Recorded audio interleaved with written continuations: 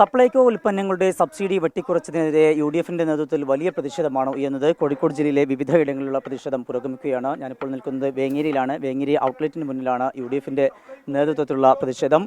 Subsidy വെട്ടിക്കുറച്ചു എന്നതിനോടൊപ്പം തന്നെ പല ഉൽപ്പന്നങ്ങളും ഇത്തരം ഔട്ട്ലെറ്റുകൾ ലഭ്യമാകുന്നില്ല എന്നുള്ള ഒരു യാഥാർത്ഥ്യം കൂടിയുണ്ട്. ഈ വിഷയത്തിലാണ് ഇപ്പോൾ പ്രതിഷേധം പുരോഗമിക്കുന്നത്. നമുക്കൊപ്പം യൂത്ത് ലീഗിന്റെ സംസ്ഥാന സെക്രട്ടറി ജിഷാൻ കൂടി ചേരുന്നുണ്ട്.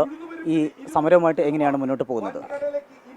യുഡിഎഫിൻ്റെ സംസ്ഥാന കമ്മിറ്റിയുടെ തീരുമാനപ്രകാരം ഇന്ന് കാലത്തും വൈകിട്ടുമായി കേരളത്തിലെ മുഴുവൻ സപ്ലൈകോ മാർക്കറ്റിന് ഔട്ട്ലെറ്റിന് മുമ്പിൽ ഞങ്ങൾ സമരം നടത്തുകയാണ്. ധർണാ സമരമായിട്ടാണ് ഇപ്പോൾ നടത്തുന്നതെങ്കിലും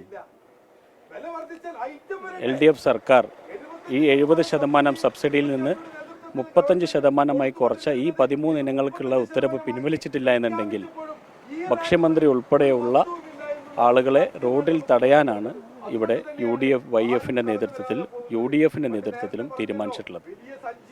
നമുക്കറിയാം, ഇന്നിപ്പോൾ നിങ്ങൾ ഈ ഔട്ട്ലെറ്റിന് മുമ്പിൽ തന്നെ വന്നു കഴിഞ്ഞാൽ കേരളത്തിലെ ലക്ഷോപലക്ഷം ആളുകൾ, ഏകദേശം 40 ലക്ഷം ആളുകൾ റേഷൻ കാർഡ് ഉടമകളാണ് ഈ പറയുന്ന സപ്ലൈകോ കേന്ദ്രീകരിച്ച് ഉപജീവന മാർഗമായി മുമ്പോട്ട് കൊണ്ടുപോകുന്നത്. 40 ലക്ഷം ആളുകൾക്ക് ഏകദേശം ചെലവ് മാത്രം വേണ്ടത് 350 കോടി രൂപയാണ്. 350 കോടി രൂപ സർക്കാർ തൻ്റെ ഖജനാവിൽ നിന്ന് മാറ്റിവെക്കുകയാണെങ്കിൽ ഈ 13 ഇന ഉൽപ്പന്നങ്ങൾക്ക് ഇപ്പോൾ വർദ്ധിപ്പിച്ചതുപോലെ മുളകിന് 1 കിലോന് 66 രൂപയും ചെറുപയറിനും അതുപോലെ തന്നെ തൂവരപ്പരിപ്പിനും അതുപോലെ തന്നെ നമ്മുടെ കടലയ്ക്കുമൊക്കെ ഏകദേശം 40 രൂപയ്ക്ക് അടുത്തുള്ള വർധനവ് ഉണ്ടാകുന്നൊരു സാഹചര്യം ഇന്ന് കേരളത്തിൽ ഉണ്ടാവില്ലായിരുന്നു. അതുകൊണ്ട് 1000 കോടി രൂപ ഏകദേശം വിതരണക്കാർക്ക് ഇവിടെ കൊടുക്കാനുണ്ട്. അതിൽ 500 കോടി രൂപ GR അനിൽ എന്ന് പറയുന്ന ഭക്ഷ്യവകുപ്പ് മന്ത്രി ബഡ്ജറ്റിൽ പ്രതീക്ഷിച്ചു. അതുപോലും മാറ്റിവെക്കാൻ സാധിക്കാതെ വിതരണക്കാരെ പോലും ഇവിടെ ഇനി വിതരണം നൽകാത്ത രീതിയിൽ പൊതുജനങ്ങളെ പൊതുവിപണിയിലേക്ക് അതുപോലെ തന്നെ വലിയ വലിയ വൻകിട മുതലാളിമാരുടെ കടകളിലേക്ക് നീക്കുന്നതിന് വേണ്ടിയിട്ടുള്ള വലിയൊരു ഗൂഢാലോചന ഇതിൻ്റെ പുറകിലുണ്ട് എന്നുള്ളതാണ് UDFന് ഈ ഒരു അവസരത്തിൽ പറയാനുള്ളത്. പല ഉൽപ്പന്നങ്ങളും ഇപ്പോൾ ഇവിടെ ലഭ്യമാകുന്നില്ല എന്നുള്ള ഒരു പരാതി കൂടി ഉപഭോക്താക്കളുടെ ഭാഗത്ത് നിന്ന് വരുന്നുണ്ട്. അല്ല, അത് ലഭ്യമാവുന്നില്ല എന്നുള്ളതിൻ്റെ ആണല്ലോ ആദ്യം പുറത്തേക്ക് വന്നൊരു സംഗതി. അത് മാത്രമല്ല, ഈ പറയുന്ന കോഴിക്കോട് നഗരത്തിലെ പാളയത്തിലുള്ള സപ്ലൈകോ ഔട്ട്ലെറ്റിൽ അവിടെ ആളുകൾ കയറി ഇറങ്ങി സാധനം ഇല്ല എന്ന് പറഞ്ഞ് മടുത്തൊരു ഉദ്യോഗസ്ഥൻ, പേര് ഞാൻ പറയുന്നില്ല, ആ ഉദ്യോഗസ്ഥൻ തൻ്റെ യുക്തിക്കനുസരിച്ച് അവിടെ നോ സ്റ്റോക്ക് എന്ന് പറഞ്ഞ് എഴുതി വെച്ചപ്പോൾ പിന്നെ അദ്ദേഹത്തിന് പിറ്റേ ദിവസം എന്താ കിട്ടിയത്? താങ്കൾ ജോലിയിൽ നിന്ന് പിരിച്ചു വിട്ടിരിക്കുക എന്ന് പറയുന്ന ഉത്തരവാണ് കിട്ടിയിട്ടുള്ളത്.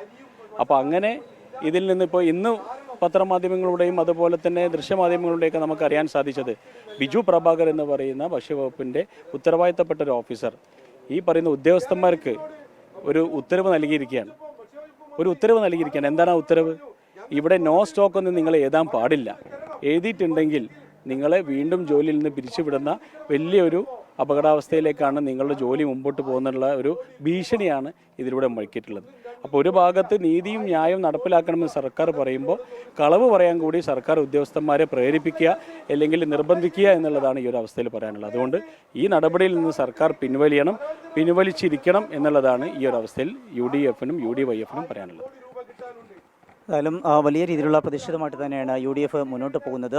സബ്സിഡി വെട്ടിക്കുറച്ച നടപടി പിൻവലിക്കണം. നേരത്തെ ഈ 13 ഉൽപ്പന്നങ്ങൾക്ക്, അരി, പഞ്ചസാര ഉൾപ്പെടെയുള്ള ഉൽപ്പന്നങ്ങൾക്ക് സബ്സിഡി ലഭിച്ചിരുന്നു. ആ ഉൽപ്പന്നങ്ങൾക്ക് നേരത്തെ ലഭ്യമായിരുന്ന അതേ സബ്സിഡി തന്നെ ലഭ്യമാക്കണം. അല്ലെങ്കിൽ മന്ത്രിയെ തടയുന്നതുൾപ്പെടെയുള്ള നടപടികളിലേക്ക്, സമരമുഖങ്ങളിലേക്ക് പോകുമെന്നാണ് UDF നേതൃത്വം വ്യക്തമാക്കുന്നത്. കോഴിക്കോട് നിന്ന് മനു ദാമോദരനൊപ്പം സമീർ സി മുഹമ്മദ്, 24.